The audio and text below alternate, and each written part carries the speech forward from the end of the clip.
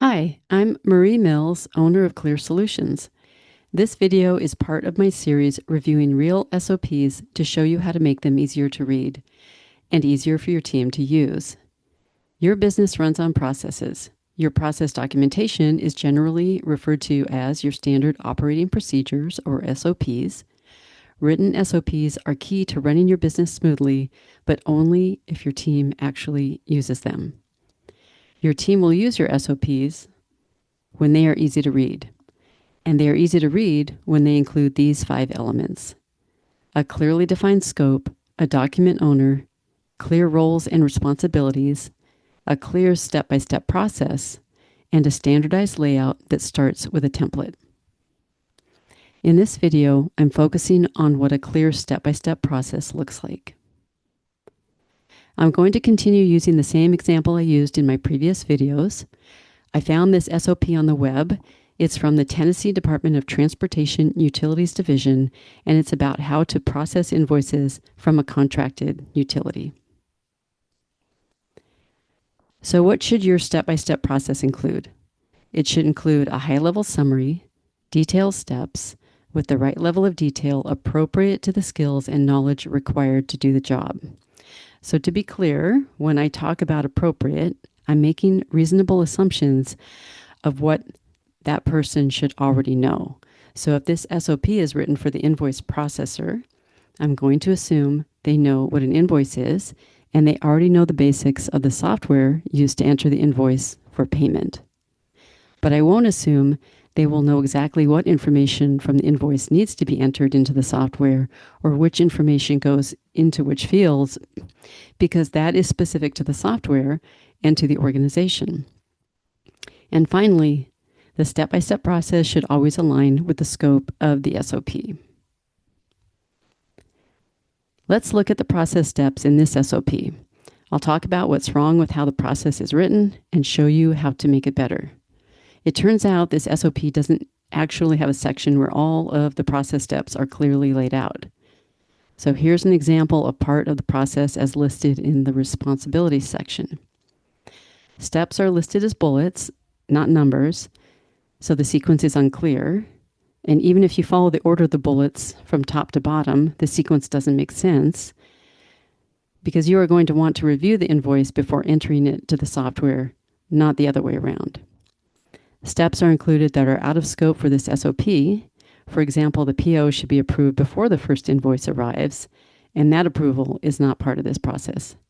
And some instructions are simply too vague to be meaningful. Here's another set of process steps from another part of the responsibilities section. Again, it includes steps that are out of scope and gives instructions that are confusing and lack enough detail.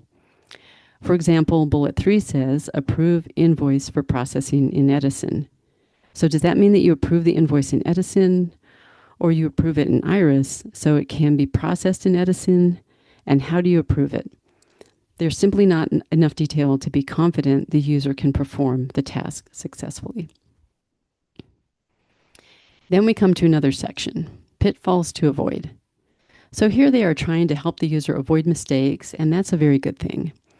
But instead of listing what not to do in a separate section, it's better to include clear direction in the process section with tips for how to avoid common mistakes where appropriate. Most of these bullet points are stating the obvious and are not helpful, so I would just remove them. Other bullet points lack detail. So it says avoid not removing PII, but it doesn't really tell you what PII is specifically or how to remove it. And avoid not using the project tracking spreadsheet, but it doesn't explain what the project tracking sheet is or how to use it or where to store it. So now let's look at an example of what would work better. Here is my version based on my template. In the DOT's version, there was a lot of detail missing, so what you see here is my best guess at the process, just used to demonstrate my points. I start with a high-level process summary by listing the major steps written as short, succinct statements in sequence. Including a high-level summary allows anyone to understand the process at a glance. Then following the summary is each step written with as much detail as is needed to ensure the work will be done consistently and correctly. When you include unnecessary detail, people simply don't want to read it. Under each step are the sub-steps. Any useful information in another document that you might want to refer to while you're doing this work is not repeated here, but you include the link so that if you need it, you can easily access it. The process details should look like this: clear, consistently laid out, using simple language, and easy to follow. Sometimes a process includes infrequent tasks that are related to the main process, but don't happen every single time you work through the SOP. If this infrequent task is short, meaning it doesn't take a lot of pages or words to explain it, then keep it in the same SOP, but you can call it out like I did here so you don't miss it, but it also doesn't get in the way of the usual workflow. So in summary, a clearly written step-by-step process will make your SOPs much easier to read and therefore much more likely to be used by your team.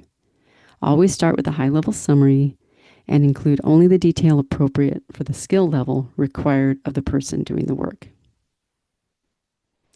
I hope you gained some insights from this video about how to make your SOPs easier to read.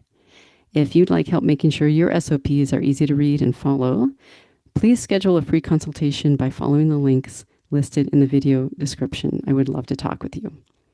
And stay tuned for my next video where I'll show you the template that I created and use for all of my clients. I'll explain why it works so well and how to use it. Thanks for watching.